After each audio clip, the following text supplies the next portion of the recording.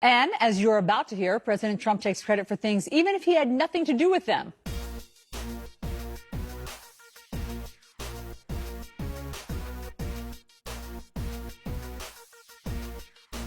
Especially if President Obama did have something to do with them. John Avalon is going to explain all of this in our reality check. Hi, John. Hey, guys. Well, look, we all know the president lives in a Trump-centric universe.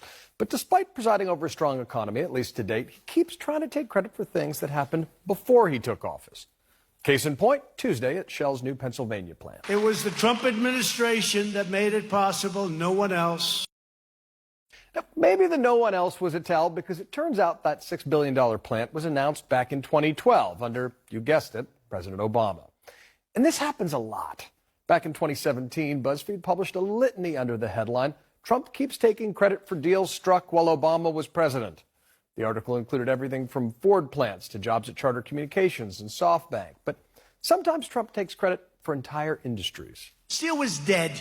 Your business was dead. Okay, I don't want to be overly crude. Your business was dead.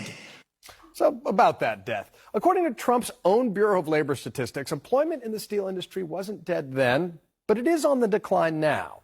But that's okay, because there are more steel plants open than ever before, right? U.S. Steel just announced they're expanding or building 6 new facilities. Not so much. He said that a year ago, and PolitiFact called it completely false. And in June, U.S. Steel announced that it was reducing production at 2 plants in large part because of Trump's tariffs. But that's okay. Trump saved the trucking industry, right? I love trucks of all types. Even when I was a little boy at 4 years old, my mother would say, "You love trucks." I do. You'd be hard-pressed to find any 4-year-old who doesn't love trucks, but generally the fascination wears off.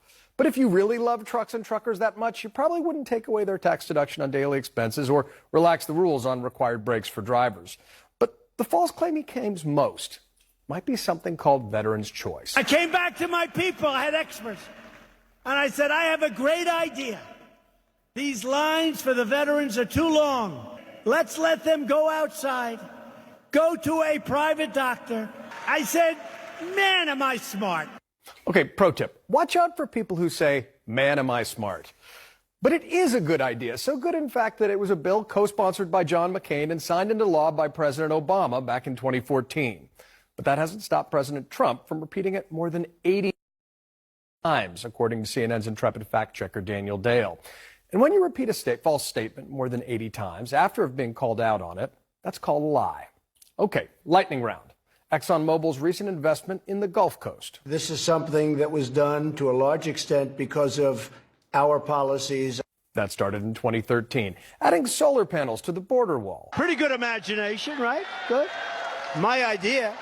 Actually, a private company proposed it a few months before. And sometimes the search for credit gets surreal, like trying to take credit for everyday phrases.